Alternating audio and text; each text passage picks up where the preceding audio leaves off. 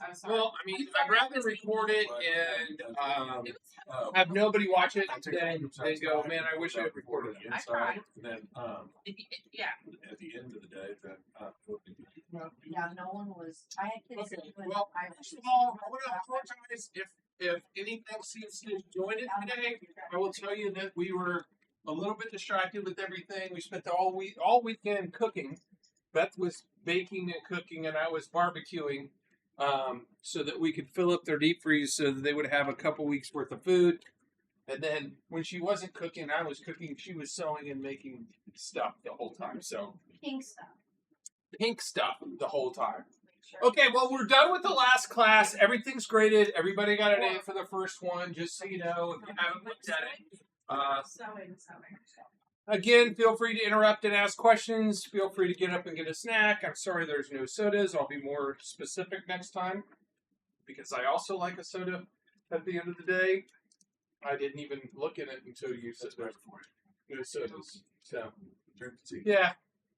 We'll take at least one 10-minute restroom break in the middle. Last class was over design and accessibility. The emphasis was on layout and organization. And that was the point of the assignments. And I know a couple of you were like, well, I already did the section. I didn't do a template. Well, that was fine, right? The whole point of the template was for you to take a look at how I might want to do it and then make your section that way. And the idea is that hopefully you will continue that on with your other sections. And over the course of the rest of the year, by the time the year's done, the only sections that aren't standardized are the ones that we did the first half of the quarter, right? So that, and I mean, none of the things I've ever done did I ever sit down and spend a week on my computer doing. It was all over time that slowly I added this or slowly added this. So that's the idea of doing it. Also, this course first quarter was that, yeah, we're going to do AI next semester, but I think at that point, it's doing that course second semester, even though it might have been better for new teachers because they might have felt more comfortable and everything to do it. But then you can't do it as you go. So all those things that we did, again, you can just hit duplicate on and then hit move and move it to the next section. You don't have to retype those things. And that was my other idea of doing a template section, was now I can just duplicate the section and then move those to the next one I'm at. It doesn't matter the way you do it, but I just hope that you'll think about continuing that on. We also talked about using restrictions and UDL practices to make things and the education more accessible to our kids. We didn't look at restricting activities. We're going to look at that a little bit more today and next class. This was more about making our resources and leveling our resources for our kids so that the kids who can't read have something different to look at versus the kids that can. So, what kind of feedback do you guys have for me? Were any of the assignments too hard? Took way more time than you thought they would? Weren't worth your time? Looking forward, is there anything you're like, I don't know why we did that kind of thing? It didn't take us, right? You allowed 10 hours. They didn't, I mean, I might have been the slowest person and it didn't take me 10 hours. To me, I looked at 10 hours as how long would it take someone, a new teacher? Because I was actually hoping we had new teachers in here, which we don't. But I was like, if somebody's new, they're just coming in, the only thing they've done is the Moodle assignment the whole time they've been here, which is what we have new teachers doing, is the only one they ever click on is assignment. Then I thought I needed to, I didn't want it to be, it takes Janet 2, but you took 45, kind of thing. So I was trying to think of the average new teacher, I guess, is what I was thinking. It took me some time to remind myself the directions, but I know you said the other time, let me know if it was way more. And I am trying to, I don't have it all done, but I'm trying to do that resources in the very top section and make sure all the videos that are relevant for what we're doing are there, so you have one place to look for that stuff. Okay, so we'll get some, what?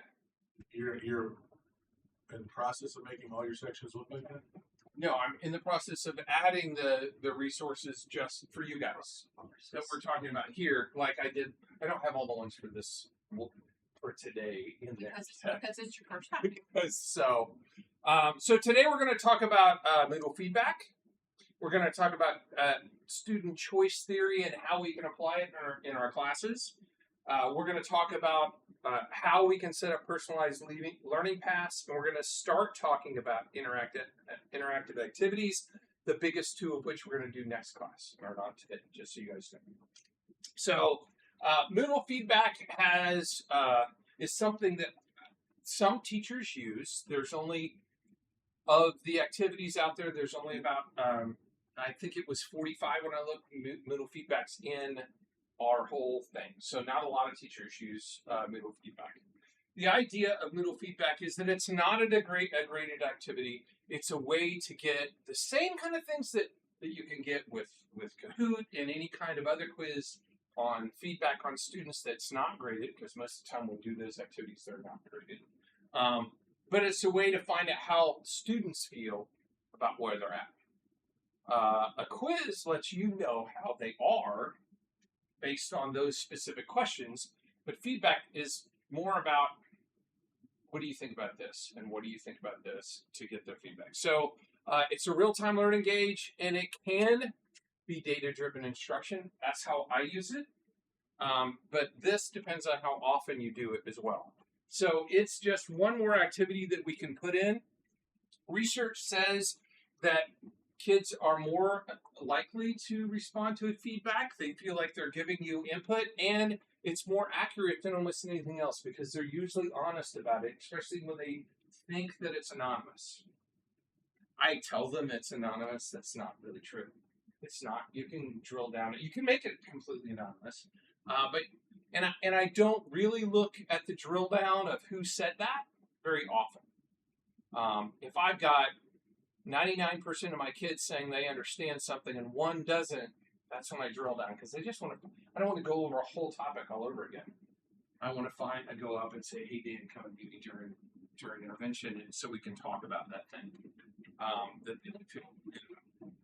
So there's a bunch of different ways that we can do them. Most of mine are multiple choice or true false when I do them. This is just an example in my class. In every single one of my sections I have, I use Moodle feedback to do their self-assessment of the class. And all the questions are my I can't statements. And the question is, can you use BIOS to configure a PC? Yes or no? Can you explain it? And that's their beginning of class activity. On the board it says, retake the feedback. And now, here's the thing. I'm going to tell you that probably 75% of the kids, when they come in, do retake the feedback. But every once in a while, I have to delete all the answers to make them all retake the feedback, because I'll be like, there's no way you guys don't know that yet. Oh, I didn't redo it because, So I look throughout the class. This is an example of my chapter 2. Where were they halfway through?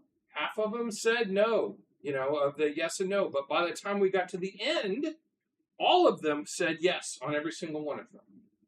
And it came out relatively well. This is their grade distribution. The lowest grade in the class in the test was 75 to 80, and the highest was 100. And these are broken down by 5-point increments. So in general, the class average on that test was at 88 or something like that.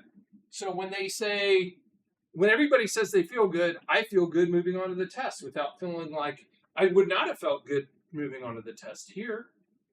If this had been what we went over the day before the test, I would not have given the test.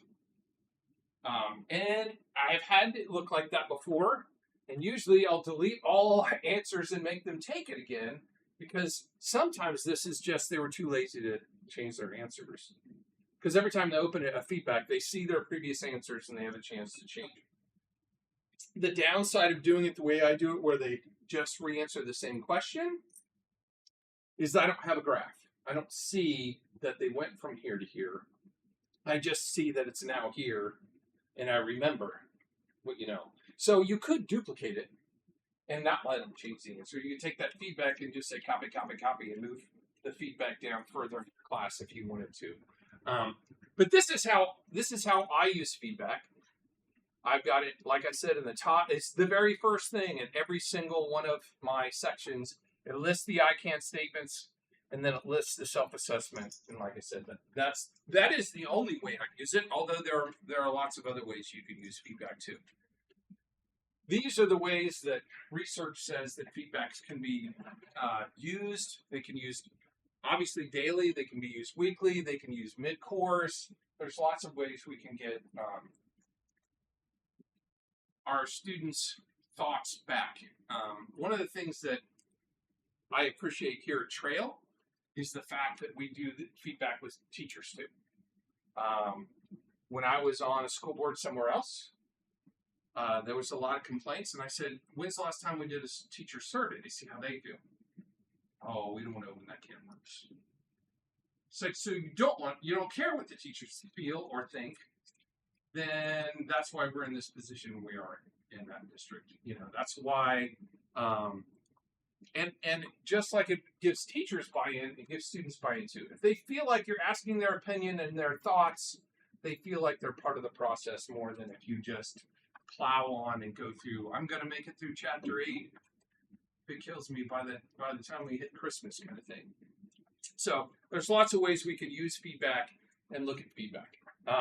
The first activity is just making a feedback in your class and letting you guys think of how will it work for you in your course, and where would it be beneficial to know what your students think about something. So it's just the first assignment. That's all it is. Create a feedback activity, and there's going to be a video up top on making feedbacks. It's very, very open.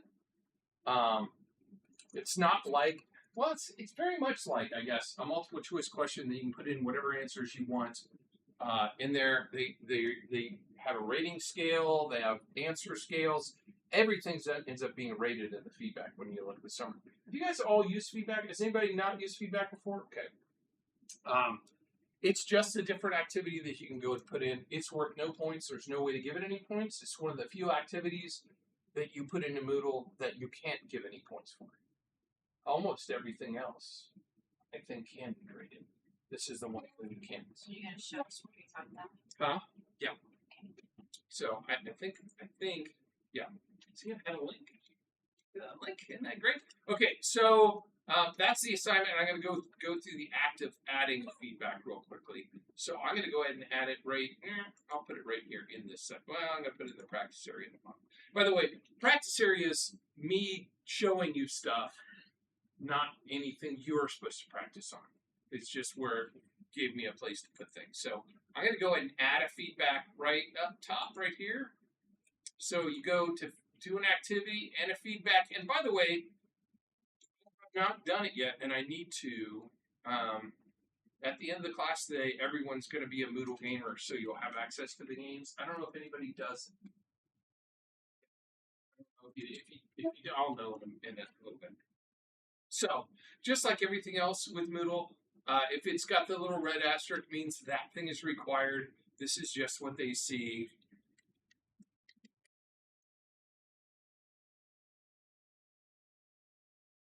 This is what they see on the link. I'm going to go ahead and expand all because it's easier to walk through everything that way. Just like everything else, you can make an open and a close date. How long do you want them to be able to answer that question? If you put an open date, it's automatically on the calendar. Same thing with the close date. It'll show up on the calendar that it opens that date or closes that date. Record usernames. I do like that. And it's not because I'd ever use it for retribution, but if it's anonymous and somebody says something they really have a concern about, how do I find out who that person is? Now they don't see the names or anything, so I don't know that they know that. Allow multiple submissions. Can they take it more than once? My normal answer is no. Enable notifications. My normal answer is no. Auto number the questions. I don't know it. It doesn't matter if you wanted to say 1, 2, 3, 4. And then after they make the submission, are they allowed to see the analysis too? the default is no, but in many cases, is there a reason not to let them see how everybody else in the class feels? They don't know the names, so I don't know. And if they're, thanks for giving.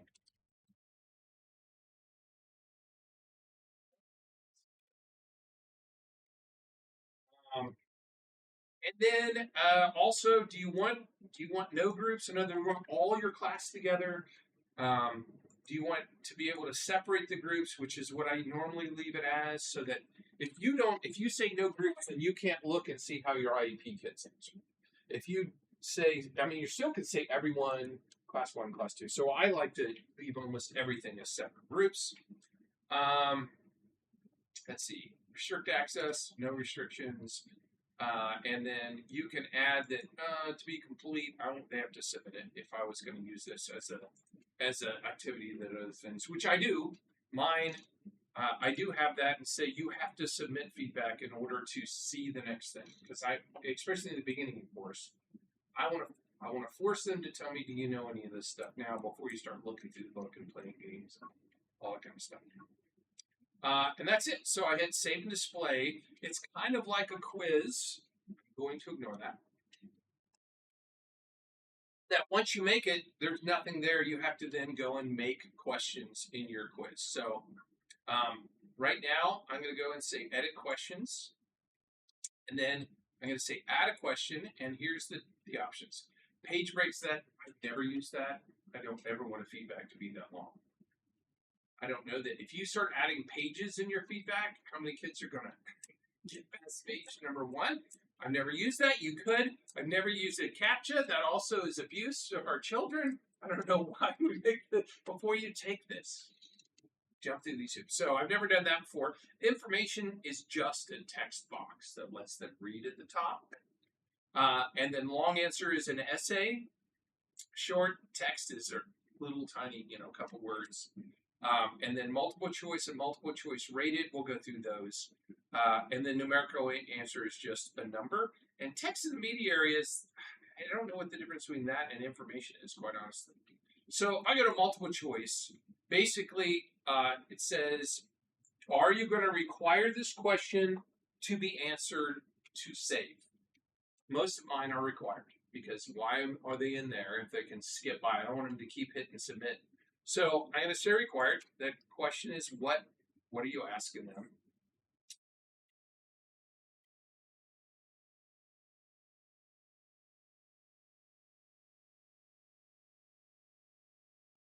Say, how experienced do you feel you are with Moodle? I usually spelled that wrong. And then the choices are multiple choice, single answer, multiple answers, or single answer drop down. So either I see all of them and I pick one, I see all of them, I can pick multiple. This is obviously a single answer, and a drop down just means it's a drop down box. It saves a little bit of room with the drop down box on the page, but not a ton. Vertical is normal. You can make the answers horizontal if you want to. Hide the not selected option. I like to say yes, because I want them just to see the selections. I don't want them to see the selection and not selected. And do not analyze empty students. Oh, empty submits. That's a new button. I don't remember that. So then my values, I just put each of them on the line.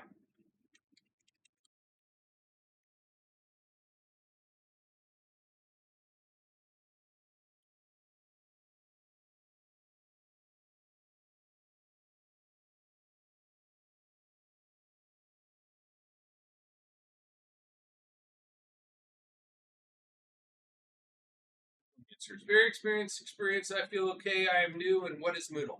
And then I just hit save changes, and that's what the question looks like.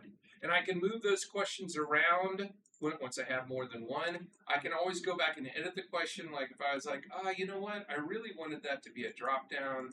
I can change that into a drop down. And now it looks like this, where it's just a drop down like that. I don't know if I could change it to. No, I can't. Okay. Oh, obviously multiple answers wouldn't work with that one anyway. So that's basically it. You just go through and build your questions, and you can, if you make your question. Oh, I just copied it instead of editing it, by the way. I don't know if you see how experienced it feels, so I got to drop down and you can copy your whole feedback and then just edit them for the next section too. You don't have to remake the wheel every time. So if you're asking the same more generic questions through your course, how do you feel about the section that we're in so far? What do you think we could have done better so far? Did you like the most recent lab? Those kind of questions, you can just copy the whole feedback and put it someplace else and not have to make new questions. The way I did it, doing the actual indicators actually was a lot more work along the way. And then when they take a feedback, I'm going to go ahead and go to my course.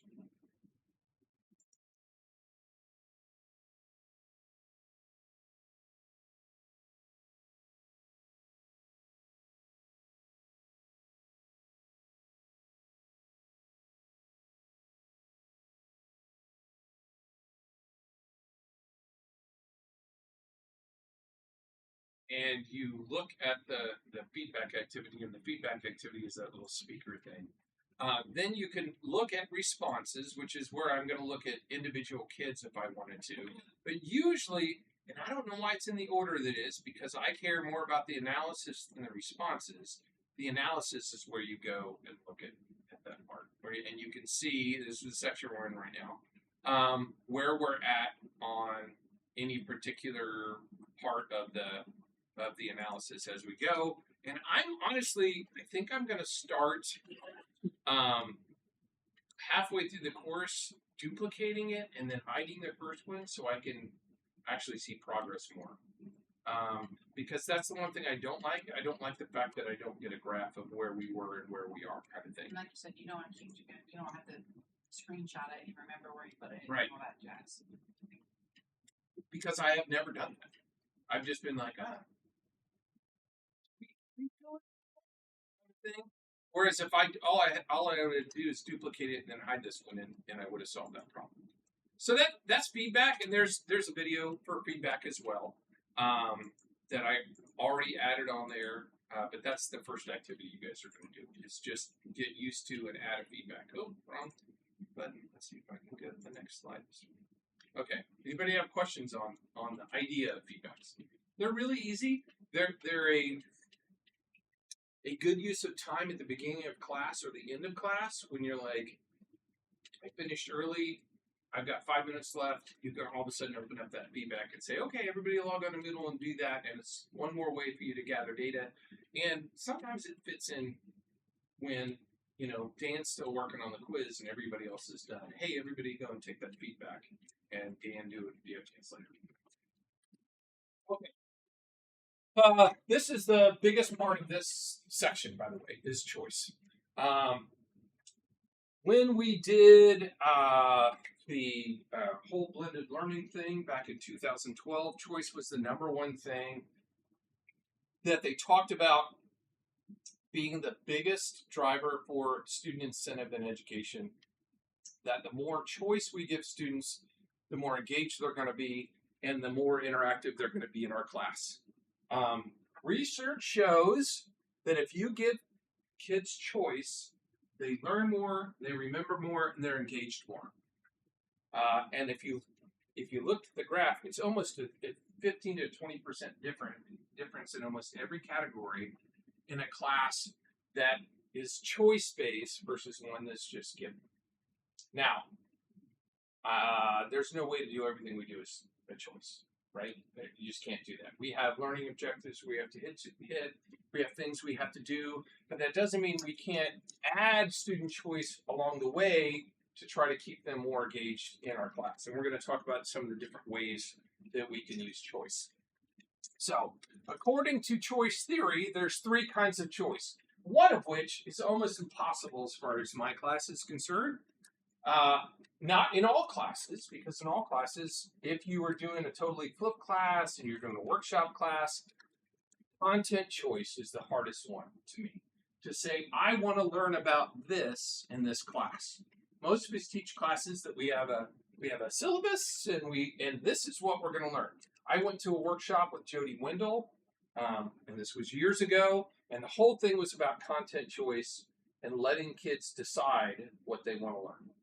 And the idea was you've got 20 subjects to choose from, and they just say, I want to learn about that. And then the next month, they're doing activities and stuff related to that. But everybody in the class is doing different stuff, and you're just walking around kind of saying, how's it going, Dan? What are we working on today? Kind of thing. But there's no way for you to teach 20 things at one time. So it all has to be interactive. It all has to be online. And it's all based on what they want. That is, to me, that is a high-level high school course. On a good day. Yeah, I think that's really hard. In my perception. I mean, maybe there's some way that somebody, oh, no, that's easy, but I don't know what it is. It's you should try that tomorrow. It's the very bottom on our OTES evaluation, and I just write on there. I don't think fifth grade students are prepared to do that for themselves.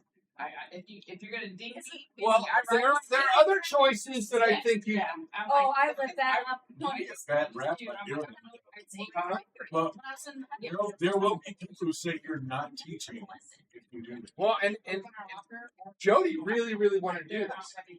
This whole thing we went to, the idea was that those two classrooms would be turned into kind of a business desk, business chairs, workshop area, and the kids would get to would work up to the cool room. If they did enough stuff in the traditional room, they get their own desk in the cool room. They get to hang out in the cool room and be, so there was a reward system and everything, but I was just like, I couldn't wrap my head around that with my subject because it's too linear. You can't learn about CPUs until you know about motherboards. You can't learn about memory until you learn about, and then everything plugs into this. So if you don't know what this is, you can't know what that. I mean, Well, I mean, yours is No, before I came back, I did this. I did this for Hobart. I did it for Trimble, and at the base. And you can do this, but as far as like OTES is concerned, someone walks into your room, you don't look like you're teaching. Well, and also, but it's all you're also talking about adults. I'm giving them, and I'm like, I need to be the leader. Yeah. There has to be a leader. Right. So I'm going to say of the three types, that one's not. Most of us can't do that. The next one, however, process choice, choosing the way they want to learn, that is something, and I've got an example of that we're going to look at. And the last one's the easiest one, the assessment format choice. How do I want to show you that I've learned? That is something that I think almost anybody can do in any class. That is something that I think most people can do, but it's a little more work. And we're going to look at some of those. The benefits, obviously, are if the students are engaged and if they're motivated, then, and of course they say, well, increase their motivation and increase their engagement. But if you've got kids down here, how do you get them, on the bus in the first place? So, but it's supposed to increase all those engagement and motivation things. So by having, and choice helps give pathways, and by having pathways, we get more diversity for our students. And this is resilience building. It's kind of part of gamification of classrooms that if they can fail and try again, the question still goes back to, I have students who will fail, and I'm like, oh, you can take this as many times as I want. I'm okay with the D. And you're like, yes, some of these things are based on the student engagement and how much they're willing to try. So I'm going to go over some different things that we can do in Moodle, different activities that we can do in Moodle, and different ways we can make things happen in Moodle. Now, we already know that there's conditional activities. We're going to talk about that more next time. That being like Beth does and I do, and I think you guys, or I know Dan does, that, my 504, my IAP, and my standard students all get different evaluations. I really need to add, I really do. I don't have many gifted students. I really need to add a harder one, a more challenging one. I shouldn't say harder, a more challenging one for my gifted students, so they aren't done with the test in 15 minutes staring around the room wondering what to do. Because that happens. I get students that are done in 15 minutes, and then I get somebody else who's the bell's ringing, and they're just hitting submit when they go out. So I have not done a good job of making more challenging one for my gifted students, and I do need to work on that. But Moodle allows us to do that and make different choice pathways for them. So, of the choices that we just talked about, content to me is hard. Learning choice is not hard, and it's something that not many of us do, but we can add those different choices for them. Do they want to choose between a video, a podcast, or reading? There are kids who would rather read than anything else. There are.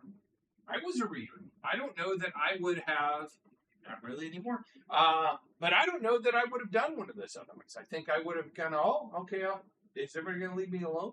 I'm going to go sit in a corner and read. I'd rather do that. So we can add choice to allow the kids the way they want to see the content that we want them to engage with too.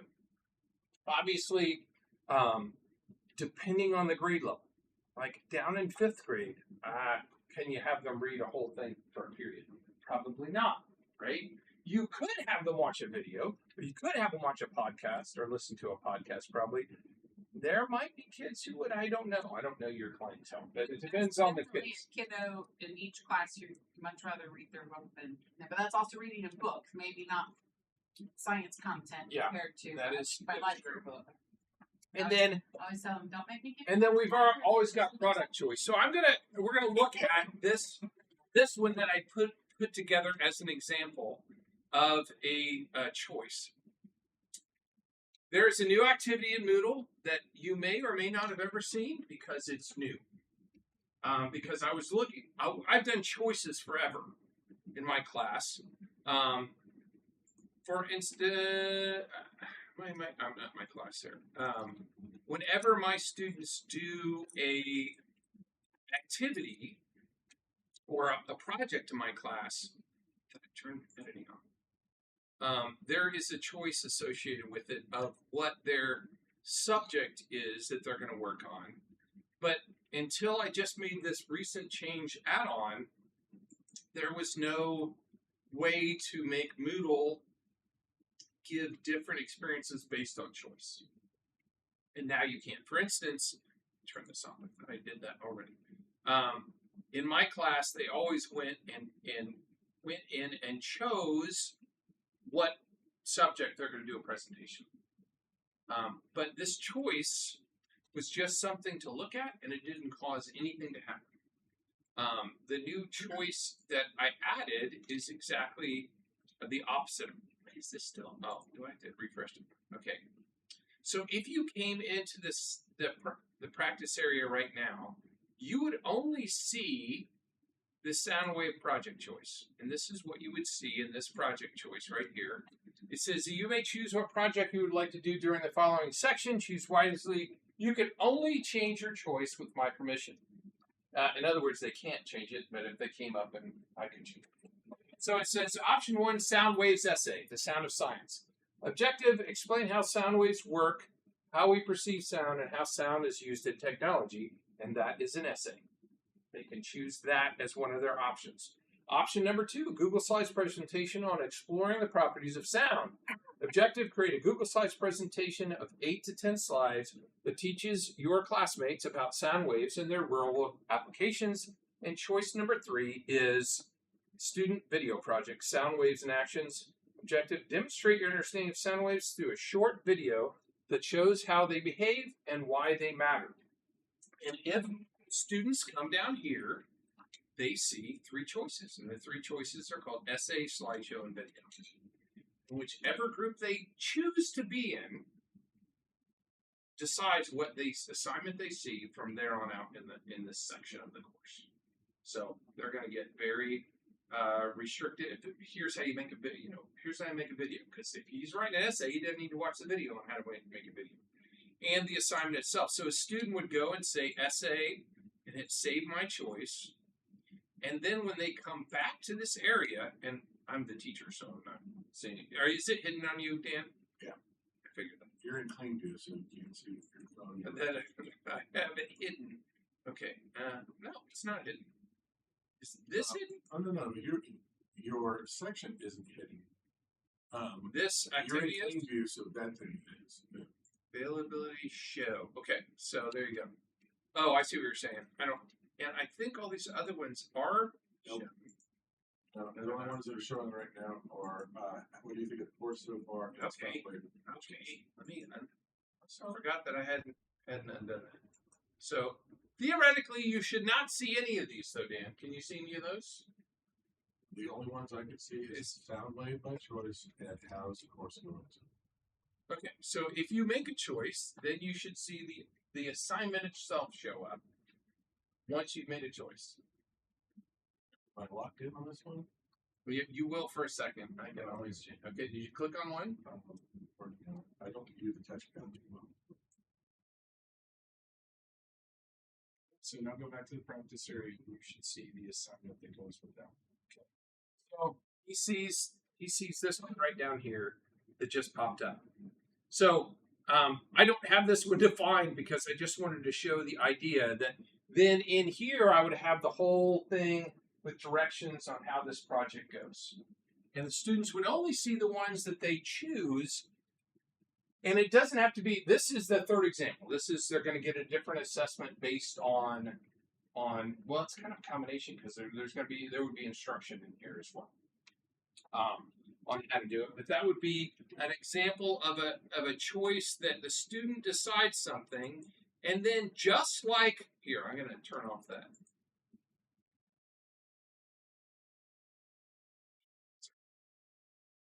Just like in our class when we say, if you're an IEP student, you see this one, and if you're a non-IEP student, now it's like, okay, to see this one, you have to be in the group called essay. And to see this one, you have to be in the group called slideshow. And see this one, you have to be in the group called video, and you can only be in one of those groups at a time. Okay? This makes a whole new grouping. Yes. So So how do you make that restriction? so that's what I'm going to show you. So first, I'm going to show you how to do it. But we can do this in Moodle, this choice in Moodle, anywhere we want to in our course, which is what your first assignment is going to be. Your first assignment is going to be, your second assignment is going to be make 2 or more groups, and then make a choice. And this is the majority of the assignment on this one. Okay, I'm going to show you how to do it, and I've got a video on how to do it. But so in your course, if you're in your class, up here under participants, in the drop down right here where it says enrolled users, one of them, if I go down here, is groups. Now in Moodle, you will always see your NT 504, NT gifted, NT IEP, NT, the ones that start with NT are automatic. You can delete them every day. They'll be back tomorrow. Okay. The other ones are not. The other ones are ones made by you. So when it comes to a choice, you're having them choose groups to be in. And so you just have to make the group. So I go down here and say create a group, and I made a group called video. You could make a group called podcast if you wanted to make that one of your options. And in the group description, you could put a whole description there because there's a button where they can read the descriptions. I didn't put any descriptions in.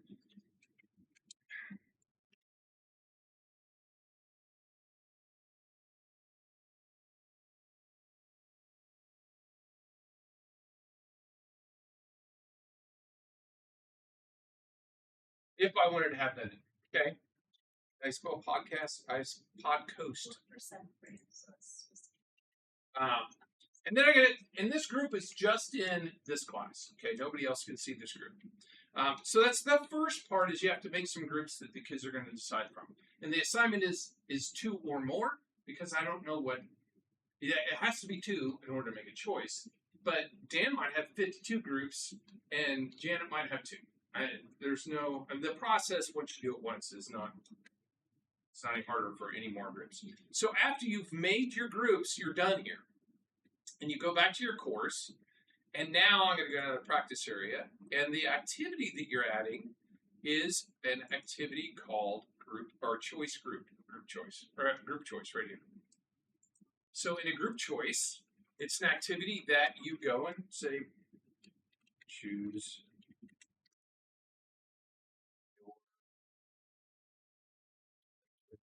And you could be generic like this project. spell your right again. Your. There we go. And then you could put a whole description on what's going to follow, because you don't want to have nothing besides the group name. So they're like, what am I choosing? This is I don't understand. So that's why I had that whole, this is what you're choosing in there, where I would explain. And then down here, it's just like a choice and a feedback. They're very similar. So allow enrollments to multiple groups. No, I'm not going to do that. Publish results. You could say always. You could say never. You might want to say after the choice. If you say always show, then kids are going to try to be in the same group with a friend. So you may not want that. You may want to say nope, not till it's closed. Or after they've answered, you've got those choices. So your checkbox that you said no thank you to, allow enrollment to multiple groups. Yeah. So they If I'm given 6 options and I want them to do 2, would I mark that then? yes, and you can say how many. So Okay. if I say that, you could say you can be in 2 groups. Never thought of that. Well, because I have like a tic-tac-toe. Like a choice- you're talking about like a choice board? Yeah, you gotta do 3 Yeah. from the choice board. You got 9 choices. Okay, that's perfect. I never even thought about that. So yes, you can say And multiple I groups. use this on my evaluation. There you go. Yeah, this is what I was going to work on. So yeah, you could say if you did 9 groups like you did tic-tac-toe board, then you could just say yeah, but you can only fit 3. Yes, exactly. I did not know that. I never clicked on that. I never saw a reason for doing it. Well, exactly. That I makes sense. understand why you said no, because I only want you to do one of these. Right. But if I do one of them, But if I was doing multiple smaller projects, yeah, that's what this kind of is. Yeah. right, where my projects are like we're going to spend the next 3 classes doing a research project. But if I was going to do, hey, write a 200-word essay on this and do a crossword puzzle on that, that's a good reason why you did it. Write a 2. I can uncheck that because that won't make sense with the limited number of things I have. Allow choice to be updated. I said no. That's why I said you have to see me. Teachers can always move people, right? All it is me moving you to another group, and it just happened. Show column for unanswered. I didn't do that. Filter out responses for students with expired. Nope, if they're not in class. Limit the number of responses. You can say yes. If you do that, then you're going to say how many people can be in each group. So if you want to make sure that not everybody goes in one group, I mean, that's not a good example with this one, but you want to, like you're trying to do stations or something, and they're going to pick where they're going to start. Maybe you only want 5 kids in each group or something like that. So that's what limited number. So if I do that, then I could say 5 in each one or whatever. I'm going to go ahead and disable that for now. And then you say what groups are available for this activity. So I say, okay, the essay, the slideshow, the video, and the podcast. Obviously, I would never choose these, or they would be putting themselves into the 504 category, which if they knew they could get a shorter test by doing that, they'd all be like, well, That only works for one day, right? no, they're in the group until you kick them out of the group. Even when those things update. Oh, no. Okay, yes, they'll be there every day. What? This does not delete people out of groups, it adds people. So, for instance, on that, is Beth used to have a test that was for 504 and IEP kids. But there were some 504 kids that were basically super smart that don't need to be in the IEP test. So instead of having her test do those 2 people, she read the 504s that said this student gets extra time and put them in the IEP group. So her test now just says IEP, and IEP isn't really just IEP, it's IEP and the student she's identified that is going to take the IEP test. Because I've got the same thing. I've got kids on a 504. I had one last year who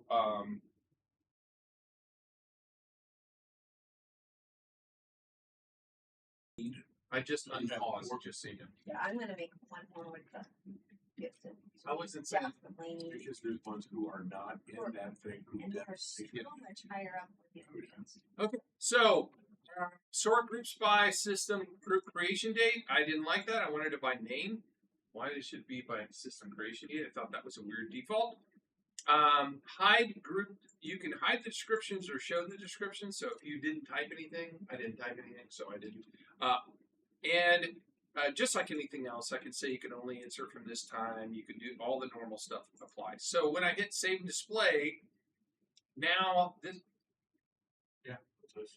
Oh, that's you guys that are in that group already. Okay, gotcha. Who's that video? So I can see who the group members are just by hitting this. I can show. Now you couldn't hit show descriptions or show group members, could you? When you did the activity? Well, I haven't gotten to the activity yet, so. No. I mean when you did the choice. Could you? Could I see anybody in that choice? Yeah, in that group. I don't think I had it set up for you, Uh, but you no. get the idea. As soon as they do this, because it's put them in a group, now you can use all the Moodle restrictions to say this group see this group see this, just like you do with anything else. And before this, there was no way to give them a choice that you could make things happen from. A feedback and a choice had nothing I could use as a restriction, and it drove me crazy until I found this because I was doing a bunch of how can I make sure Well, I choice can't works? see who's in my group. You can or cannot? I can't. I wonder if was that in the sound waves choice? Yeah. I probably didn't know what I was clicking on when Which it is said. interesting because it actually opens its own little subsection. Yeah. Some on the side. Allow, do not publish for that. Do not publish. Allow choice to be updated. No. Disable descriptions. So I did not say they could see it, but apparently they can. Do not it says results. Do not publish to students. Privacy.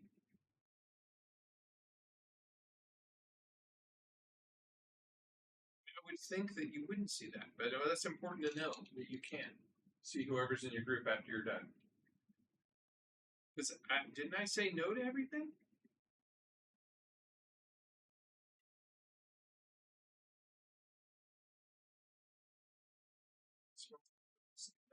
Result to students, but to me, Has published full results showing names and their text. I can't. I wonder if I said that and then that part. That went away. Hold on, let me look at the one I just made.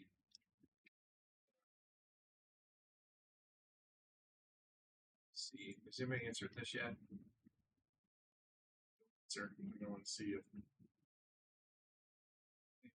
it's shown with the answers. That's the did I?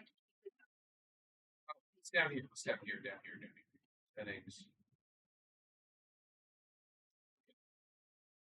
Do not show student name, but that's still not.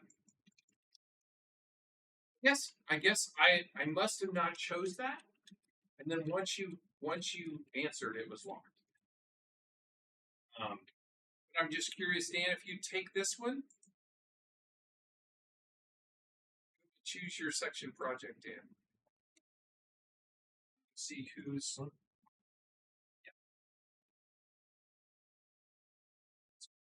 So you can't see, you can see how many members there are. So that's what it does. The fact that I didn't do that when I set that up, Dan can't see the names, but he can see the numbers. Of who's But when you click the it wouldn't let me change it after people took. It's kind of like a quiz, I guess. I've already set it and didn't know to change that. You can't really make somebody unsee something. That's It's the horrifying fact of not seeing things. okay. So that's how you make a choice. You have to make a group and then you just define your choice, and that's it. And then from there on out in your Moodle course, you can have activities that are based on that. In fact, you can have them at the beginning of the course say, what's your favorite way to learn? Video, podcast, reading, and then you can come back to that. That's that initial choice, and you can even say your favorite can be updated anytime. And as they're going through your course now, they're down in the 4th chapter, and Shannon's seeing something different than Dan because she said she was an audible person and he said he was a visual person. And when he got down here, she sees something else than him. You don't have to keep making them tell you what your favorite is. They've already put themselves in the podcast group or the other. But now, eventually, though, if they keep going back to it, they could end up adding themselves to every one of the groups, right? Well, no, if you say updated, it doesn't if I make this an update choice, it takes them out of the one and puts them in the other one. Well, let's try it. There's an update. Let's try it. Yeah, that was one of my choices. Was let's go back here to it and see, because it said, "Do you allow students to update their choice?" And I said no. If I say yes, Okay. I do get that, but does that actually pull them from? I don't know. That's what we're going to find out. I want you to do the choice, and we'll see if you're in the other one or not. Then I'll actually leave it then, right? Well, that's what I want to see. I want to see if you leave, because if you update your choice, then that should change which one of the activities you see underneath it. So, Would that which work? one did you shoot? Which one did you pick? This one. Yeah, that one. So switch it to SA and see if the other one went away.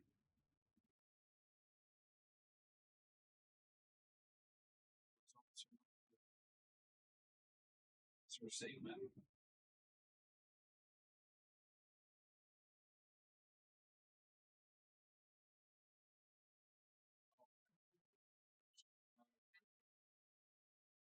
So because it allows you to update, you have to click remove my choice and then add it. So did you came out of that group, I assume? Yeah. And now you can only see the other one? So it's Yeah.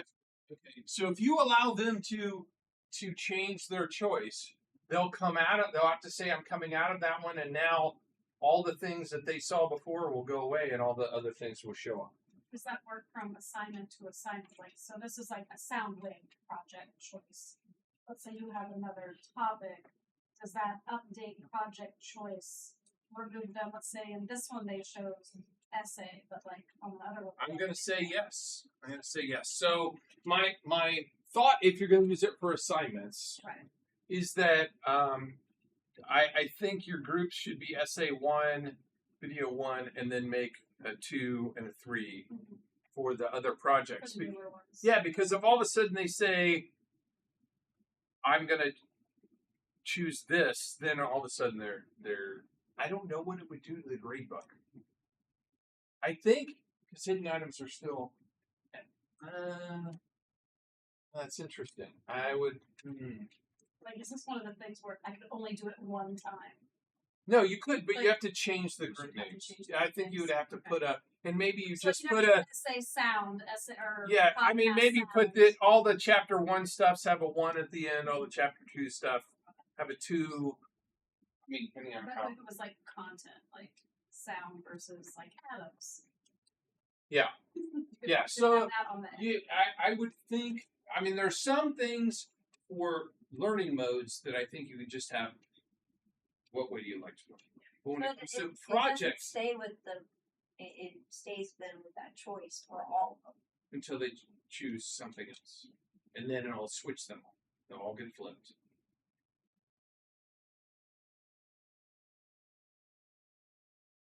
You understand what I'm saying? If you have, well, if I've got a whole bunch of stuff like these things are all viewable if you're a video person, and then you go and switch to the podcast, these will disappear. No, I for mean you. I'm talking about in the in a different Yeah. Here's the go. different Yeah, assignment. go a into our different- class here and look at groups in our class, and then look at me and see which groups I'm actually in right now.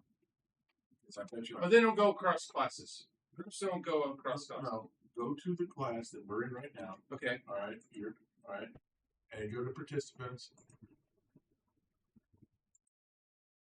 Let's go down to me, so I see what groups I'm in. Okay, good. That's the big So it question. didn't pull you out. So it pulls me out of the one group. Right. For- Yes. That's the big question, because see here, what I think what it's saying is like, if, which that's kind of amazing, then it'll actually pull you from one and put you in the other. Whereas if you made your own group, it won't do that. You have to physically pull them out. And push Right. them in. All right. This is kind of neat because what in the world? Magic's happening, but it actually pulls you out of one. And puts But you if in you the have a bunch of things that all are dependent on whether you were in the group essay and you let them switch groups, then those things would, if you made them only viewable, then they would just go blink off their little course. Is that what you're asking? I was thinking. I was wondering if you did a different like we did one on sound. Now this one's on atoms. Right. And so now I'm doing atoms. Are those kids? Then you give them their choices again. They're not stuck You with the need- choices they made the first time. Well, unless that's what I was they made saying. it You need to once. make a new That's it. choice. Okay. You need to make. So that's what I thought. You were saying, Yeah. you said something, I was like, Yeah. what? A sad fact is that if they choose a different group, all right, when it comes to when they're in a new group now, and I'm no longer video group. Anything that I did as a video group person is not viewable in the grade for them, but it still calculates as a grade. Right. It'll just disappear. But how many kids go back 2 chapters? No, just and look at just stuff? letting everybody know because why? I mean, as long as People I put in a group, I have I said, okay, you need a little bit more of this, you need less of this, and I took people and went like that. And it's like what happened is something disappeared. So what I tried to do is when I waited to another new topic was coming along, and they would be less likely to actually see the switch. to notice that it Yeah, because then they're like, hey, why did I get more questions? Hey, You're like, hey, I don't know. Something must have happened. when did that just happen? A glitch in the matrix. Okay, can I move on? I like that. Well, I just did that. So, there's a difference between the things that we did last time and what we're doing now, right? Choice is one thing that gives students control. Automatic differentiation is what we did last time by saying if you're in a 504, or if you're an IEP group, or if your name has the word James in it, or whatever, we can use any of those things to differentiate. Choice supposedly builds motivation, but we know the automatic stuff builds support. It's good. It's the combination of the two that we're looking at down the road. Is that how can we say we are going to automatically give you supports because of the group you're in or how I've identified you as a teacher, but we're also going to give you choice at the same time. So the whole idea with personalized learning is bringing both those things together. To not do all of one or all of the other, but to try to have both the tools come together. So the idea is that in a course, when we look at what's called a personalized learning path, is that maybe everybody starts out at one place together, but they make some choices to do things differently along the way, and then they come back together when I'm teaching again, because that was just a choice in how you want to show me that you learned. And it maybe engaged you with the things you're interested in, or how artsy are you, maybe I have all technology things here, but that's obviously not, there's lots of other ways that kids can show, like the little electronic houses things, I can't think of it. There are lots of different projects that people can do. And then you can come back together and teach stuff, and then you can automatically do things the way we do it. So students can come apart and back together through learning paths, so that the whole point is, do we end at the same place when we're done? So this one is about trying to come up with some student choices in this section of the course. We did some automatic stuff last time, and we're going to do some automatic stuff next time. This time's all about trying to think of some ways that we can give student choice. We're going to get back to restrictions and system-driven stuff next time, where we can have it figure out our paths. When we look at restrictions, we can do it based on whether they've done specific activities. These are the 4 that I use the most.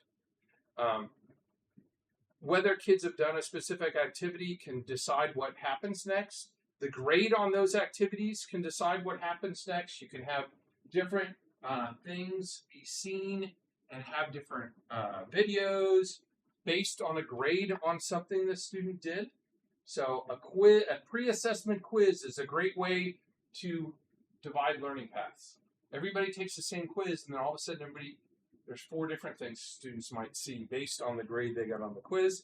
And then the groups that we've already got the IEP and the 504 and the gifted, but then we've also got now the ability to have the students choose their groups as well, how they want to go. So that's what the second assignment really is about, is trying to think about how we can implement choice, either by projects, activities. You can have totally different quizzes if you wanted to. based on choices that they made and what kind of things they want to learn in the class. But that's what personalized learning paths are. The effect of the whole thing is to try to make it personal and make it something that the students feel like they had choice, and therefore was it something that was done to them, things that they're doing in their class. And that's why we're going to try to do that. So the second activity is to come up with a choice path in your class. And that one basically is going to, let me see. I thought that was a link. I didn't click on it. So here's the second course activity. And this one is really the majority of the time in this one is this. So you're going to use your best use of choice for your course. So you have to decide what you want to make your choice to do. Is it going to change the way they learn? Is it going to change the way they do an assessment based on the groups they're in? It doesn't have to be one you're in right now if you're like, that'd be great in chapter 7, but it doesn't have to be something they're doing right now. Just something in your course, okay? So you're going to add groups 2 or more, depending on what you want to do in your class, add a group choice, and then create some path based on this choice. Whether it's a learning path or an assessment path is up to you, okay? It's a project, it's an activity. It sounds like Janet may have something that's going to work out great for her already. And by doing that, they all are going to see those activities that they're going to do along the way. So that's the activity. And then the submission, basically, you're just going to give me a link to the group choice, and underneath that should be where I should be able to see what they're doing based on those choices. So all I need is the one link, because then I'm going to look at your class below that choice to see what you're having them do. Does that make sense? Do we need to make it so that you can interact with it? No, just look at it. Yeah, no. And I can become any student in your class anyway, so administrators can just be anybody. Yeah. No, I was speaking as far as like so that the things pop up for you, you know. Yeah, I can just become a student. Let's see what it looks like. Yes. So yes, Work. yes. So that's the activity number 2 that you guys are going to do in the class, and this is also where I built in a bathroom break right there. Okay. Mr. I can be anybody. How can you actually have a long amount of feedback? So No, I have to do that too. Yeah. I wish that it was easier than that. Yeah. Because you'd think it'd be like just like I want to be a student and then stop being a student. mm-hmm. Well, I don't know why it. Just to make sure you know. Yeah.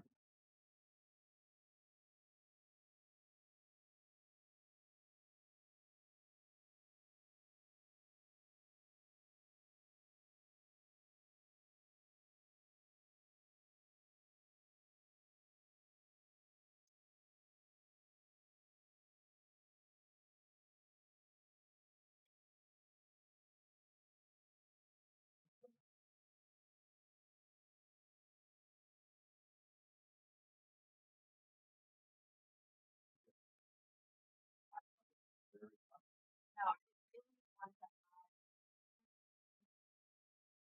something that's so many levels higher than the average. They've just done like Tyson and Skylar in my science class, and there's a couple in some other classes too. They're just done so much faster than everyone else that I mean, you could give them 2 hours. And the other kids, and they're doing a good job. It's not like they're low, but they're just like average smart kids. But those kids are just like so fast that I'm like, I told Skylar, I said, I'm gonna work on challenging you. I'm gonna have to create alternate assignments. You know, the higher level thinking for some of them. I actually think we're gonna still go through this pretty fast, but at least they'll be doing higher level action. Science, it's just and Tyson, they both are just done and they're right, like all right. I mean, I had to explain it. Once I explained it, they're like, "Oh yeah, that makes sense." it was the chemistry of photosynthesis and which we're just doing now, and cellular respiration, and talking about how you just have carbon, oxygen, and hydrogen, but they rearrange themselves. And how does that happen? Well, there's a reaction. They're just learning it now. And so once I explained it, and then like Paisley, I explained it the exact same way, and she about cried. Like, I don't understand it. And I said, that's okay. This is our first day talking about it. We'll talk about it again tomorrow and the next day. And the other ones are like, oh yeah, that makes sense. And they're done.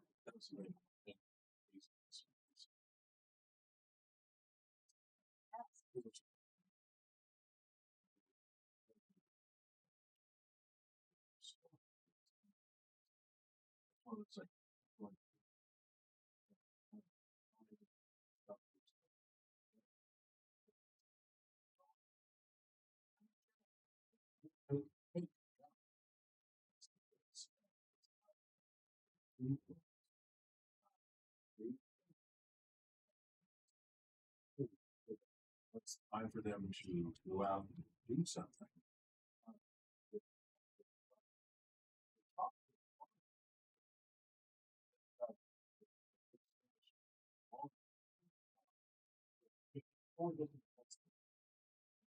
There's on every assessment I have, there's 4 different functions.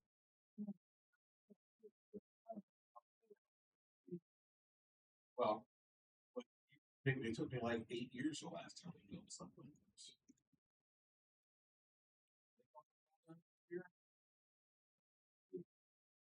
Thing,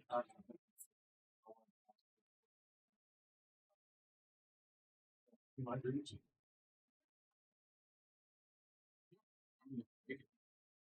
The water's already hot. That was the thing that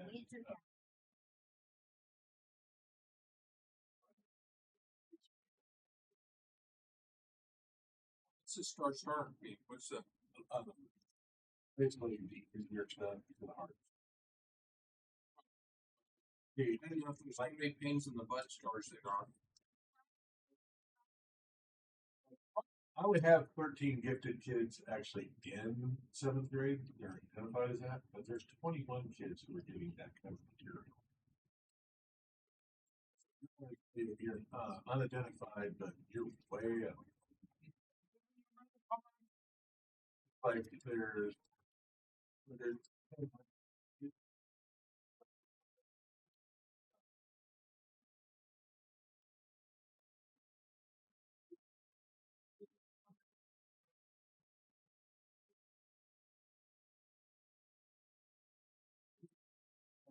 three is the standard kid safety.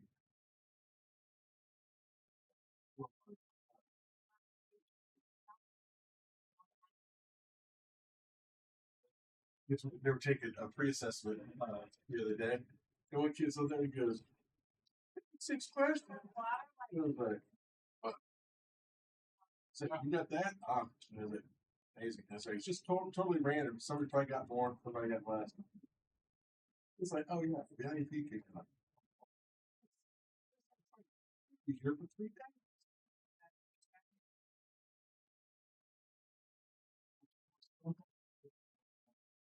He's playing for.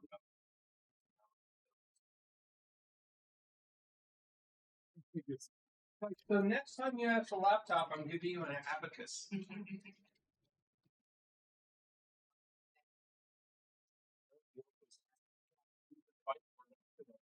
Like my Chromebook's not working right. I'm like, you call that laptop a Chromebook again? I'm going to give you a Chromebook. I was on the way downstairs, and I had mentioned that a child left his pants in my room. And that's always weird. Like, why are your pants in my room? Why are you taking? Yeah, sure, son. And all of a sudden she goes, I hate them. I was like, what, pants? Apparently it was the children, and he was saying something about the iPads. Somebody broke an iPad screen. Oh. Or like little kids breaking iPad screens. Before you start getting Brand new ones. The brand spanking new ones. this is noise something plant out of me. All right. And question Some make here transplant is screens default from to one something. iPad to the other. He's 12. And Which I those hope questions. I'd have to get rid of this thing. Right. so the thing actually plays out. But if I go into something else, right, even if I don't like this, all right, it's there now. But you have to apply filters. Right. I don't know why. Okay, but that's lame. Would love that not to be there. But here, if I go into import,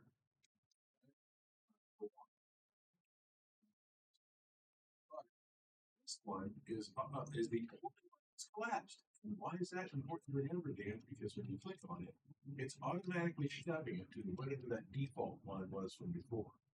And I had a time where I kept, oh, wait, why are there so many questions in that one? And I was like, Just gotta kept all filter going into out. that one. Oh, yeah. I don't, there's some default behavior, and I mean, that I don't know. I know Dan knows this and Beth knows this. I had 260,000 questions in one section of my Moodle class. I've been able to use the quiz feature all year. I've been able to edit a quiz. Kids could take quizzes. I could leave exactly the way they were, but if I tried to edit a quiz, I was done for the day in Chrome. I had to close out everything in Chrome, reopen it up. Is this the million questions you were talking about? Yes, yeah. 260,000 of them were in my one class. And it was a known Moodle import problem from upgrading from 4.1 to 4.5, which is the only thing a logical person would upgrade from, because 4.1 was the old long-term release. 4.5 is the new long-term release.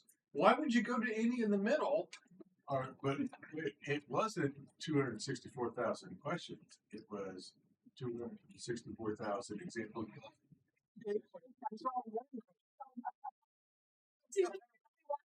65 pages of the same question.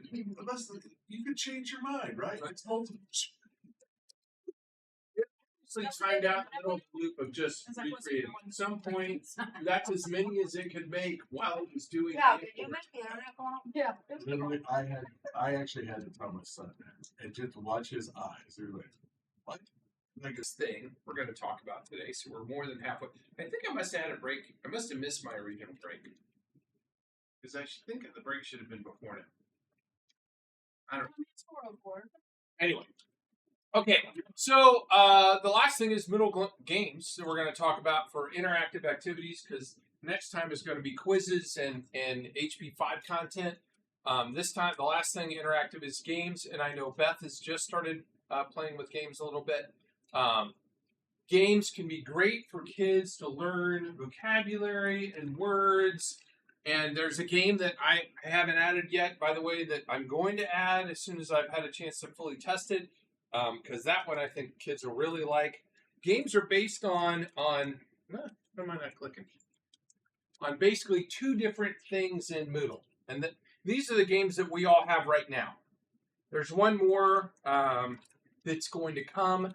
They're all built on one of three things. Either a glossary, or a quiz, or questions from your question bank. They're all built on, and we're really going to just today look at using how to add a glossary to your course and how to use games with your glossary. That's it. Next time we're going to talk more about questions in question bank when we talk about quizzes. But all of these have some version. Millionaire only works off the question bank. Snakes and ladders. Beth says that's not even a game. I hate it. So some of these work straight up. She's like, just are clicking on stuff. You know? So the advantage of a glossary is that a glossary in any class does a couple things for you. Number one, like our son's IEP said that he's supposed to have any new terms given to him at the beginning of a section.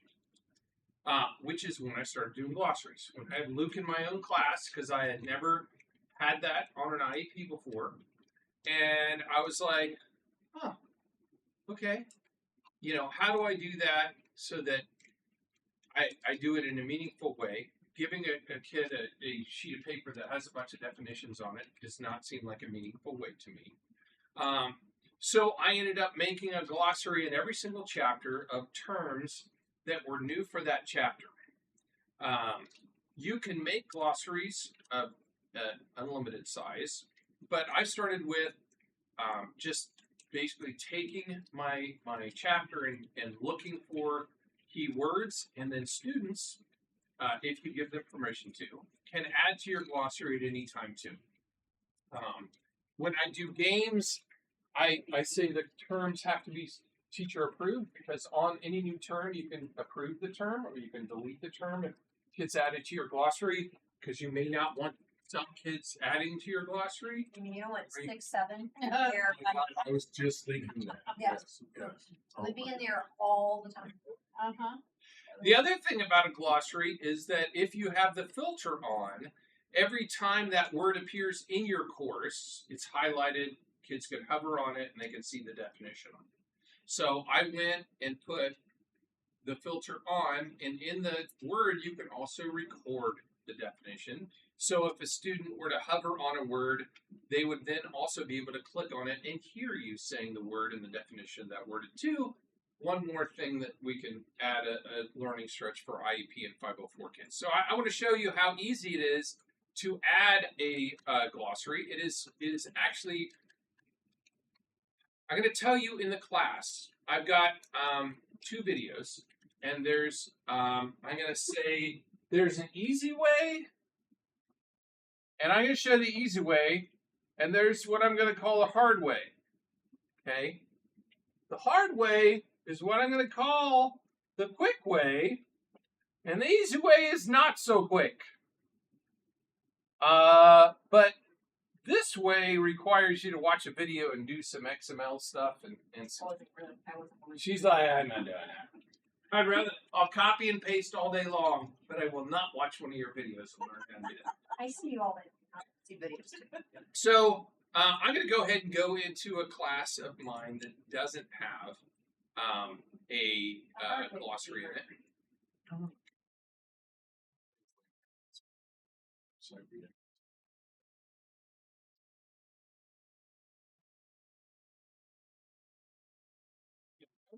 Because he, No, I think that's what he tried to do. That's what I have. The video shows and has a link to the website and everything. okay, it's not really that. Okay, it's extra steps, but it's quick. Anyway, let's do the easy way. Okay, so I'm going to add an activity, and I'm going to add a glossary. GL, there we go, glossary. And then I have a glossary in each chapter, so I name it things like Chapter 2 terms. And I put it, it's in the top of my, well, I'll just go ahead and resources. Top of my resources, yeah, in my chapter. I'm going to go ahead and expand all and go through the settings. Do I have the two? Okay, I did. Okay. So, entries are approved by default or not approved by default is up to you and the kids you have in your class. You may want to say no. Secondary glossary. Oh, glossary type, main glossary. I didn't even know. Why does What's it a secondary glossary? Yeah, I've never seen it. What is the secondary glossary? The interesting thing is it will basically poop out another one. I actually had it when I did secondary on one, and it threw it underneath my main one from an earlier glossary that I had sent, which wasn't all that awesome. Yeah, it was weird. I ended up with like 4 of them. I think I have all my glossaries and secondaries. Based on this, it says there can only be one main glossary in which entries from secondary glossaries can be imported. There can be one main glossary in a course. If export entry is not required, all glossaries in the course can be secondary glossaries. So really, this is a secondary glossary because it's for the section. I think is what I So would is it like vocab specific, then like content specific? Like if I had a main glossary, be basically all my terms for the class. I've And, never like, done that. I've some had them would be first. just Yeah. like an I have A1 to be 2 specific, in- I'm like, So it defaults to secondary. I never- okay. 'cause If I you just said that, I would have never even noticed. And that's the weird thing is, if you have a main one that covers everything, and you make other ones, when you make another one under the filter inside the second one that you made, all right, if you filter for it, will actually tell whether the stuff for the main one plops the things in. So you can actually have things in your glossary that are actually at the highlights that go back to the main glossary. Yeah, we're just going to talk secondary glossaries today. Because it's way over. The defaults are actually pretty good. Automatically linked glossary entries. I have that on, and I can show you how to turn it off. If site-wide glossary auto-linking has been enabled by an administrator and this is enabled, the add new entry includes the caption automatically. So I have it automatically to link them in my class because I kind of felt like, what's the point of them if they can't use them? Now, that means I have to turn them off in a test or they can see all the words highlighted and it makes matching very easy. The words over here, they highlight it and they go, oh, that one kind of thing. Well, And you're not turning it off, is turning off the filter inside the test. Yes. Okay. Yeah. Because Turning for what some off? reason, I'll show you how to do it in just a second. for some Okay. reason, what is it? So, display format, simple dictionary file, alphabetic list. Basically, I will leave everything the way it is and hit save and display. And now, the easy way is this way. I just hit add entry and I add the term up here and the definition down here. This term is the word it's going to look for in your course that it's going to link to. And this term, I don't like the word concept. I wish it said term. Is also the word that's going to be used in crossword puzzles and hangman. Can I And just throw out there? Concept makes it even worse because then when you do crossword and all those other things, it can't be multiple words. Concepts are multiple words. Yeah. That was the next thing I was going to say is This spaces. Market. Oh, Spaces are not allowed in many things. So you need to tell kids if Crossword. it You can is say to allow spaces? Yeah, crossword. Oh, I didn't know that because I put a backslash in mine. that's what I was going to say. If you want to be able to use multiple words, you can always do an underscore and tell No. kids that the underscore is what you put in first. You're saying you don't have to. Crossword will allow you to use spaces. Okay. So you- That's just one of them that I've used. I haven't used it. Okay. It didn't let me. Okay. But So you you can button check. it. So in this one, you type in Check. the term and the definition. This is one that I can put a video in, I can put an audio in, I can put a picture in. Anything I want to add in here, it's a normal text box, and the whole box will pop up when you hover over that word. So I'm going to go to my other class because this one was faster. So Do you have one with a picture? I don't see. what? Do you have one with a picture? And then your glossaries? I don't know if I did. I just said you could. I didn't say I did. No, I haven't actually done that. I kind of like to see it in a little tiny bubble that pops up. If I would turn off edit mode, it would go way faster. But I keep somehow getting in edit mode. Okay, so I'm going to go to my CPU terms. Up here at the right under chapter reading, and every one I've got my book, and then I've got my CPU terms. Oh, also it's because I have the stuff not hidden. So these are all the terms that are in my CPU section. There's whatever, however many terms, that many terms that are in my CPU section. Why in the world? I did not put the number pi in there.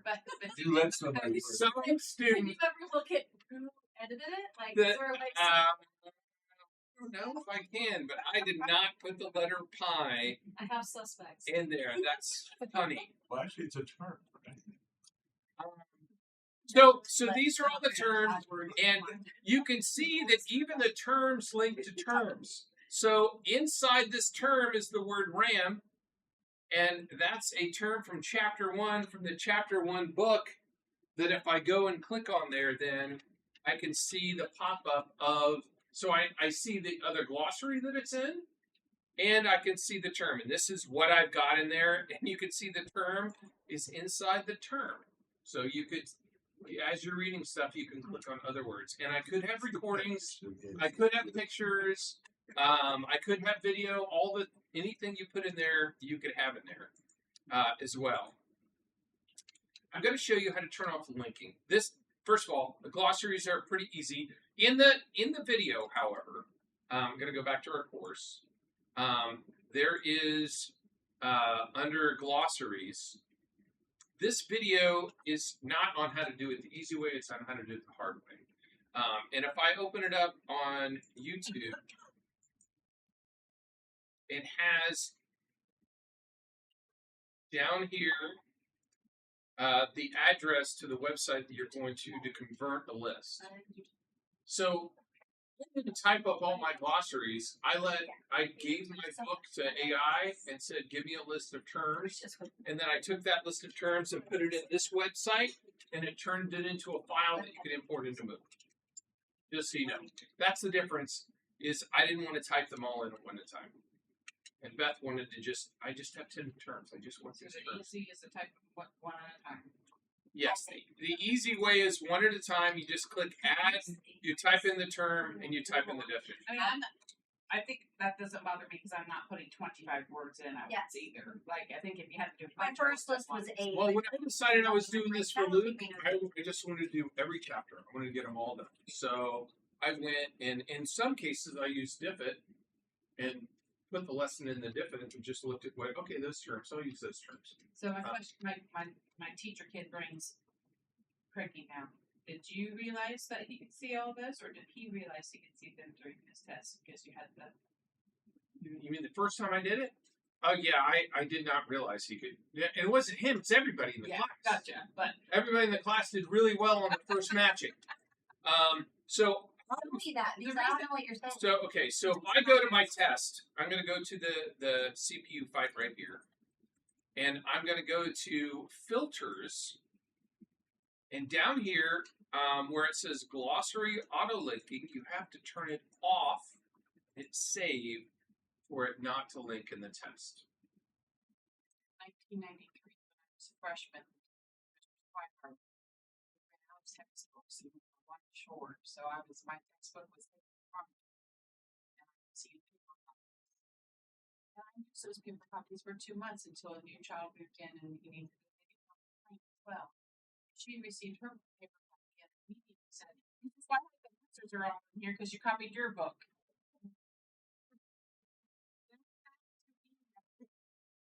Benefit of this, Karen.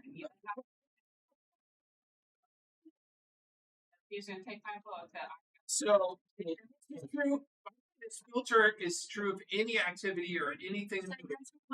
You go to the quiz and get Any, any device, any activity in Moodle. Go back. I'm going to show you. Any activity in Moodle, you go to the activity. I'm going to go to this, and you go to more and filters. Okay, and you go down where it says auto linking. You turn it off. So is it automatically on? It's automatically on. Good to know. Okay, As a default, which is another why. Why? because otherwise you would have to go into every single thing in your class and turn them on. because And I want them on for that's everything. the point of it. For the summative assessment. Why does the test actually Yeah. have it? That's not for a test. That's for an activity. It's for any activity. Any activity? Yeah, because you can turn it off on any activity. I can turn it off on this project right here. And I can go to filters and I can turn it off on there. You see how it just said all this is my rubric, but in the rubric thing there are words. For the first one and just see if anybody uses the resources. Well, it was like use your resources. Like if there's like something up on my wall, I'm You'll like, be surprised how many kids don't even pay attention. But It's the kids who think they're getting away with something, the sneaky ones. sometimes Well, I'm like, yeah, here's the funny thing is because it's not, it doesn't look like a hyperlink because it's orange. Yeah, it's not italics and underlined or anything. It's just no, it'd different be colors. kind of fun to leave it on for But when a you quiz. get your I'll be honest, I leave them on for the IEP one. I don't see them. It's on the glossary's on for the IEP. kids. Tiffany says she doesn't see it on the test. Like Who? my default was on, but if I go in, so if I go in as me and I look at my test questions, I don't see those links. So is it something you would have to view the test as a student? Well, maybe it's off in your glossary because you can also turn off the glossary. It might be. So maybe the whole point is that you don't have it on, and you can turn it off in your course. So it's possible that it's not on in your course because I think I just went to the wrong thing. I think right here in the glossary I can turn it off If your as well. glossary's hidden, will it turn off too? The glossary's like currently.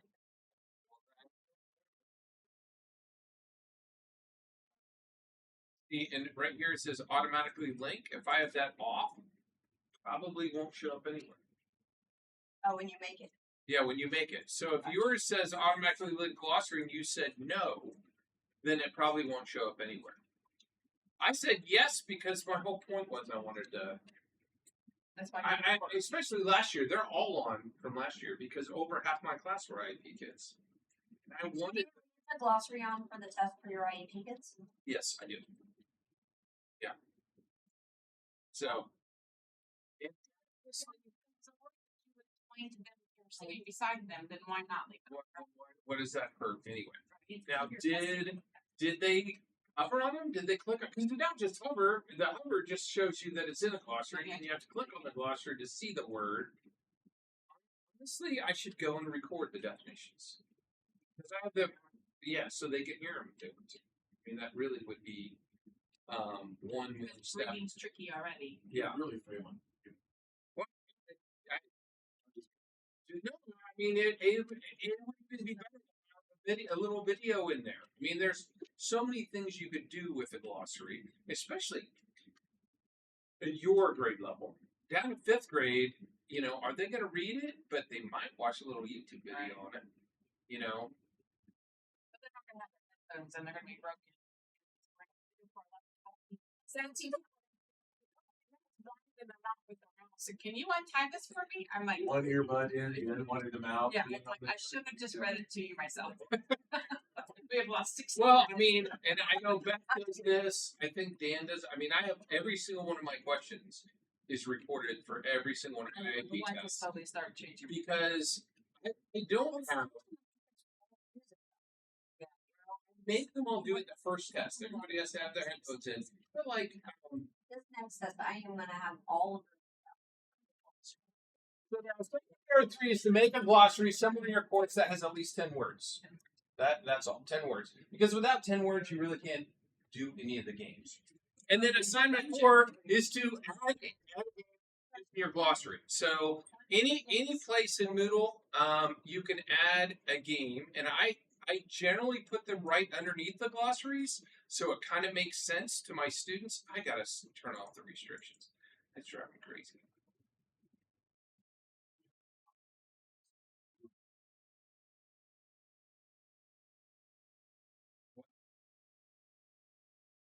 Oh, that's right. You said I could put that on the sidebar, didn't you? Yeah, I forgot about that.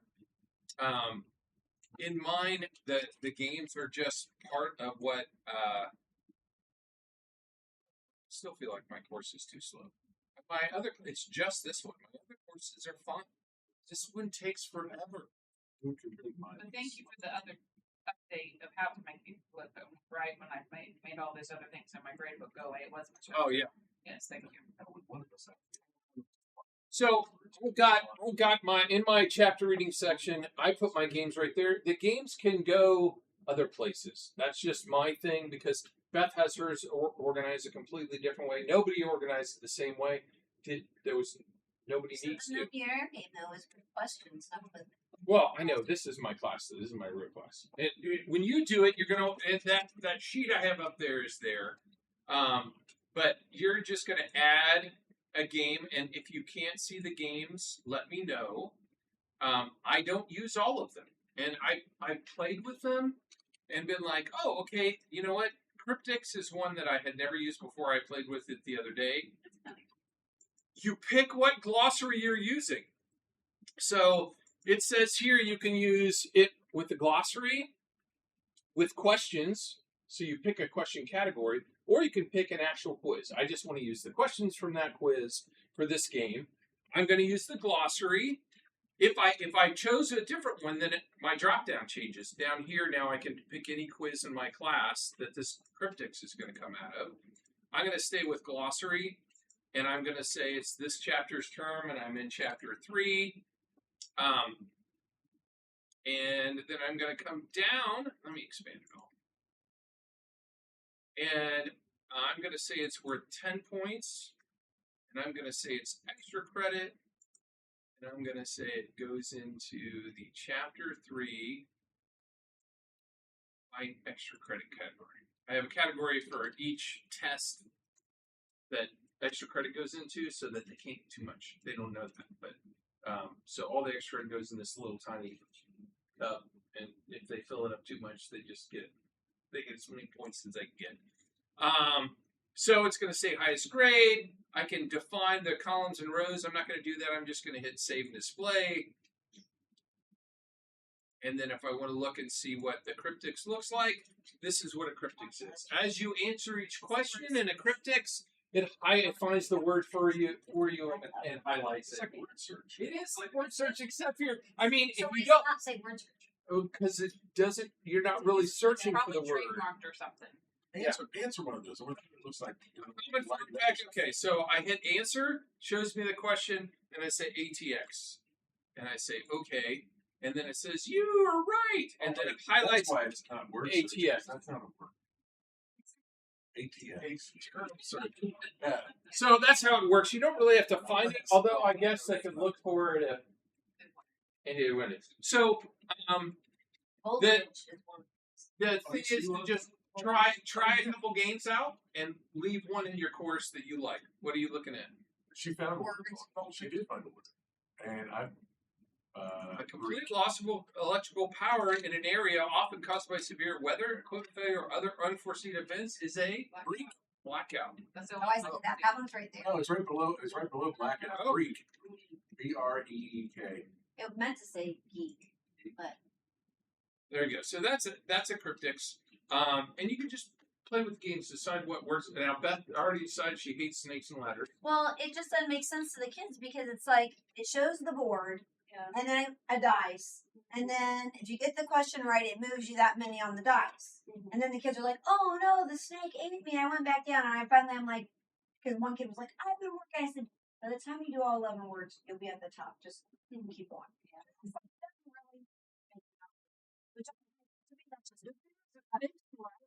Would be good if it was an online game that you were playing with other people in your group. Like if you saw your piece and their piece moving on the board and you were trying to beat someone, that would be a really good game. Yeah. But you're just watching your This doesn't move at all. I know these I like better for what it is. yeah. So I tried it. You have players on a game, the boys be freaking out. So that's that one. Crossword is just a crossword puzzle. Millionaire is the millionaire game that you can do phone a friend and all that. But that's only with what Yeah. By the way, the million. Yeah, that only works with questions. Yeah, my kids want XP for it. And that's like, you can get XP for a game, yes, but they want XP based off of how they perform. Yeah. I'm like, no. That's interesting if they could make it work that way, but they cannot. So that's the fourth assignment. Is just make a game off your glossary. That's all. I specifically use games for extra credit. I don't use them for anything else. And the reason that is because if you do crossword puzzle and they get halfway through it and quit, they'll get an F. yes. And it will bring down their grade. And they'll be, why do I have a C in the class? Well, it's because you didn't get to all the crossword puzzle done. Mr. Poole, it took forever, and they can't just leave and pick it up again. You want to know how to But if it's extra credit, then Could you do this as part of a choice, like a choice pathway? If you could pick you a certainly game. could. actually Yeah. click on your crossword Because puzzle. I want to see if here's the it's, game. this happens. That's one of the problems that I All right, have with stop. it. See that? Like a crossword. See where it says view? See where it says view I just crossword? have to choose one. That? This? Yeah. Now watch this. No. Yes. Because it went away from it. Back up. I have to go in Right click on it. So you can open another tab. Watch this much thing. Go down to one of the questions. All right. Oh, you could just put that in the search. Yep.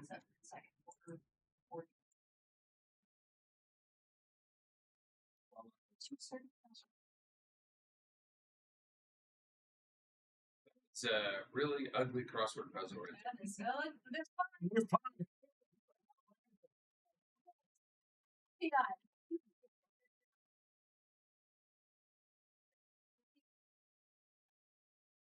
Okay, it does go in all caps.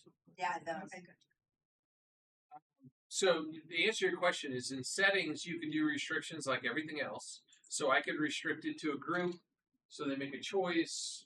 I could do it to, if they get so good, high a grade, then they get a, reward of playing games. You could do it the other way around.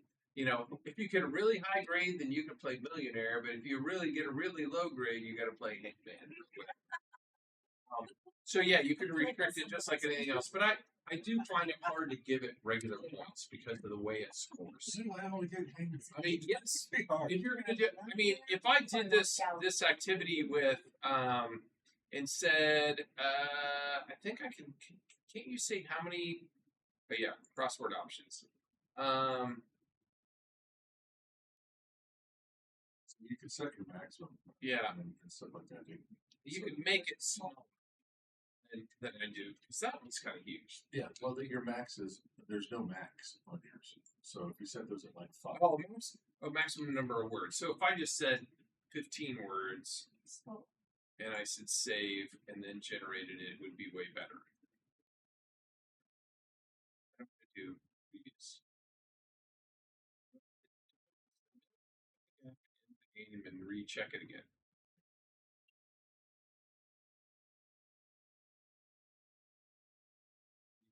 So now is it going to be a little? No.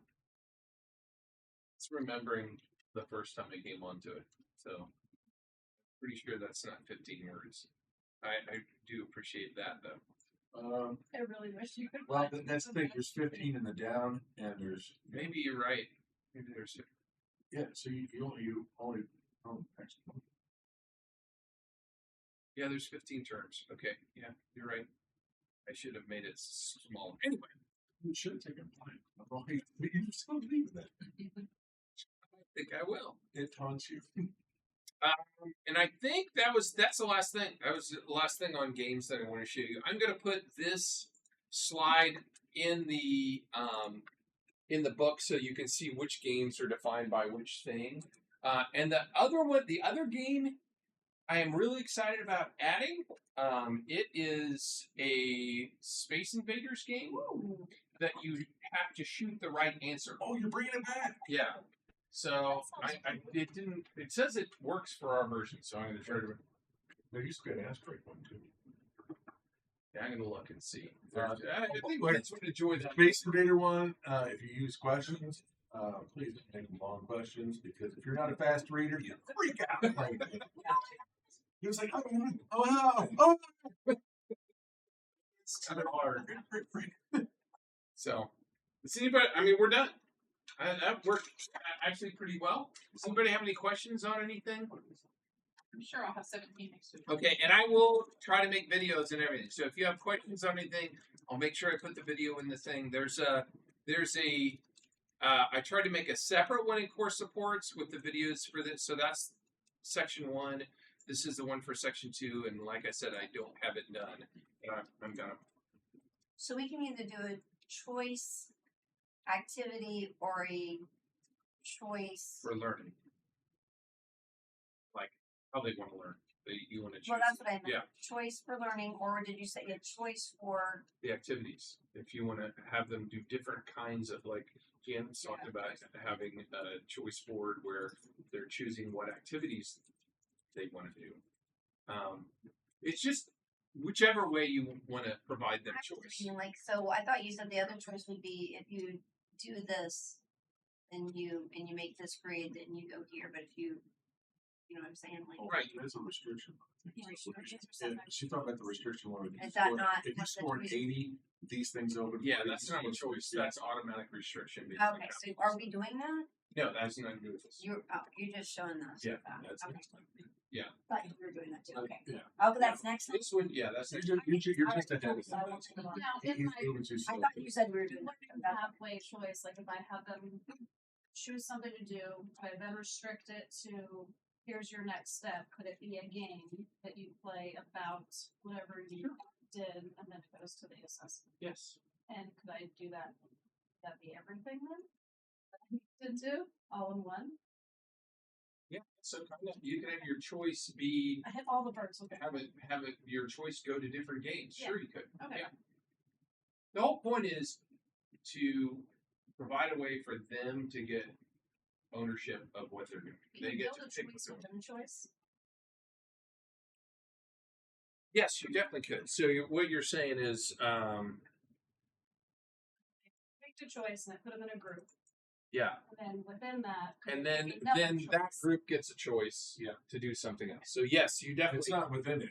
You haven't. It'd be a different activity. So Yeah. like, You would just well, need that many groups. yeah. So Yeah. if you, exactly. So if you have a choice here where they can choose between 3 different paths they go to, you can have a choice right after that choice. That this one's a choice, and now they choose this, and you could even have this one end up bringing them back to the same line as that. Like oh, well, you did a choice, so now you're back with everybody else You on make this it a one. true path. Yeah. Oh yeah. Yeah, I mean, and honestly, I think it's beneficial to take a piece of paper and draw it out, so you know what your plan is. Okay. Yeah. Right? I was like thinking I'm screwed up. Yeah, I mean, if you don't write it down first, you're like, where is everybody? You know, it's like, okay, so this is it. You know, here's our three choices, and then you give them two choices again. Well, that just made them What would happen? back over here. Squirrel? No, like, wait. But that's the idea of learning pathways, is that you can do anything in the different pathways. You're letting them choose and identifying who does what better from other assessments, and because you could easily do this too. You could have they make a choice, and then you've got a restriction that says if they've got above an 80% and they made this choice, then they're going here. And if they got below 80% and they made that choice, they go there. They don't all just the same choice doesn't have to give them the same event That's either. restrictions. Yeah, no, that's what I said. You can have a choice, go to a restriction where, okay, Or then they they're have in to this pick group something. and they've got an 80% of my class. Now my gifted kids are getting this video assignment and my IEP kids are getting this video assignment. And that one's a little bit easier than this one, kind of thing. So the choice doesn't have to end in the exact same spot. You can build them on each other too. You're in the blue group, and your name's Phil. Like, and you scored You 80%. Restrictions that are on last name. That's how I reopened my test. It's like, yeah, there's a restriction on the test. It's like, what? It's like, only if your name moves in here. Yes. There you go. You know, and it's like, fine. And it's like, because I don't have to worry about anybody else popping into it. Yeah. Sometimes I do that for my retakes.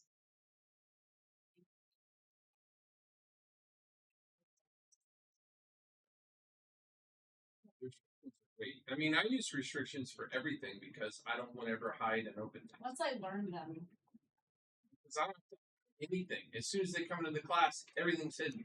And as soon as they do this, then they see now. The problem was we went for the thing and the baby, and I had one kid who wasn't here the day before, so he couldn't see the assignment. So he sat here and did nothing instead of doing what was on the day before. And I'm like, today I was like, okay, here's the deal. Whatever is in the bottom of that section, that's what you need to catch up on, and you should have already known that. So, well, you didn't say I had to do 3.3. You said I had to do 3.4 if I couldn't see it because I wasn't here for 3.3, and I'm just like, was it from the class that Do you have your to-do on it? Do you have your oh yeah, he can see it. Oh, then he should speak. Yeah, no, he can see it. Yeah. is it from the day I covered third block? The Caden? No, you got third block. No, the most third block got it was Caden Brett. You did have one person. Who didn't was out, do and I anything. think I And did. apparently was gone in the bathroom for 45 minutes to the class. The other kid said, well, it's not like it was here. Good point. That's normal. I couldn't get done. I was in the bathroom for 45 minutes. He's like, here's the deal. You can't see the assignment when I'm gone. You got 5 minutes to email me. After that, you're just goofing around. I could open it up. Hey, I was willing to give the kid the benefit of the doubt. Maybe he's just showing you his fruits of the spirit of patience. He's like, I'll just wait. Well, Jacob Page wasn't here. He's So the one that was absent. yeah, he wasn't here, so he was behind. He emailed me and asked me what he had to do, and I was like, "Can you do 3, 4, and 3, 5?" And he's like, "I can't see 3, 4." Because some kids, when they came in, they couldn't see 3, 4. Was it because they had to get a score on? Yeah, 3, 3, you had to get an 80% or figured out above. after a second. Yeah. Like, check. So if you took 3, 3 and just went beep through the quiz and didn't actually read it, then you got to take it again.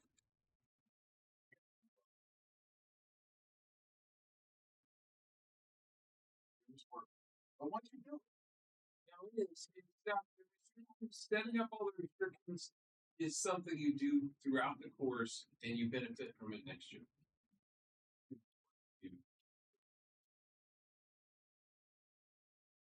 I mean, what I ended up doing is hiding everything, and then putting a restriction on it, and then putting, and work my way ahead. But then you get bit a little bit when something like that happens. See, like for us, you have in middle school, we'll actually have 4 groups doing the same thing or about the same thing.